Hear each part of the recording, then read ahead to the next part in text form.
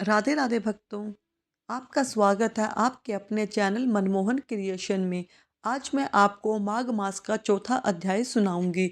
ध्यान पूर्वक सुनिए, जिसके सुनने से आपके सभी मनोरथों की सिद्धि होगी। आज के दिन सकट चौथ का व्रत है। सकट चौथ के व्रत की आप सभी को बहुत बहुत बधाई हो। सभी अपनी संतान की लंबी उम्र के लिए यह व्रत अवश्य रखें।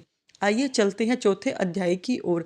श्री वशिष्ठ जी कहने लगे कि हे राजन, अब मैं माघ मास के उस महात्म को सुनाता हूँ जो कार्तवीर्य के पूछने पर दत्तात्रेय ने कहा था। जिस समय साक्षात विष्णु के रूप में श्री दत्तात्रेय सत्यव्रत पर रहते थे, तब महिष्मति के राजा सहस्त्रार्जुन ने उनसे पूछा कि हे योगिनियों में श्रेष्ठ दत्तात्रेय जी, मैंने सब धर्म सुने, अब आप कृपया करके मुझे माघ मास का महात्म कहिए। तब दत्तात्रेय जी बोले कि जो नारद जी के ब्रह्मा जी से कहा था वही महात्म मैं तुमसे कहता हूँ। इस कर्म भूमि भारत में जन्म लेकर जिसने माघ मास स्नान नहीं किया उसका जन्म निष्फल गया है। भगवान की प्रसन्नता, पापों के नाश और स्वर्ग की प्राप्ति के लिए माघ स्नान अवश्य करना चाहिए। यदि यह पुष्ट व शुद्ध शरीर माघ मास के स्नान के बिना रह जाए तो इसकी रक्षा से करने का क्या लाभ। जल में बुलबुले के समान, मक्खी जैसे तुच्छ जंतु के समान यह शरीर माघ मास में स्नान बिना मरण समान है। विष्णु भगवान की पूजा न करने वाला ब्राह्मण, बिना दक्षिणा के श्राद्ध, ब्राह्मण रहित क्षेत्र, आचार रहित कुल, ये सब नाश के बराबर हैं। गर्व से हम धर्म का, क्रोध से तप का, गुरुजनों की सेवा न करने से स्त्री तथा ब्रह्मचारी, बिना जाली अग्नि में से हवन तथा बिना साक्षी के मुक्ति का नाश हो जाता है।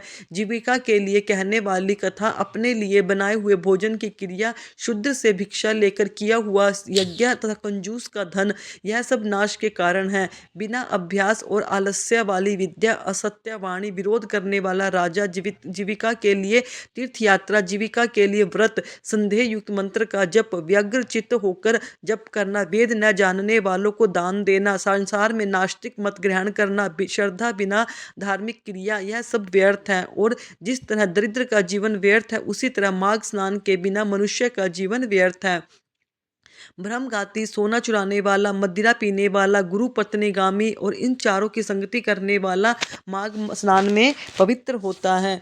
जल कहता है कि सूर्योदय से पहले जो मुझसे स्नान करता है, मैं उसके बड़े से बड़े पापों को नष्ट कर देता हूँ। महापातक भी स्नान करने से भस्म हो जाते हैं।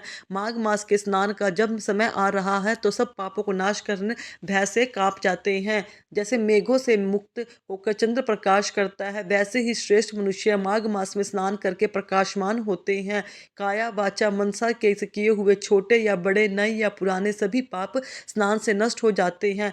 आलस्य में बिना जाने जो पाप किए हों वह भी नाश हो जाते हैं। जिस तरह जन्म जन्मांतर के अभ्यास से आध्यात्मिक ज्ञान की प्राप्ति होती है, उसी तरह जन्म जन्मांतर के अभ्यास से माघ मनुष्य की रुचि होती है। यह अपवित्रों को पवित्र करने वाला बड़ा तप और संसार रूपी कीचड़ को धोने की पवित्र वस्तु है। हे राजन, जो मनवांछित फल देने वाला माघ मास स्नान नहीं करते, वह सूर्य चंद्र के समान भोगों को कैसे भोग सकते हैं। आज का चौथा अध्याय यहीं पर संपूर्ण होता है। अगर आपको मेरी वीडियो अच्छी लगी तो चैनल को सब्सक्राइब करें, वीडियो को लाइक करें, कमेंट में राधे राधे लिखें। धन्यवाद दोस्तों।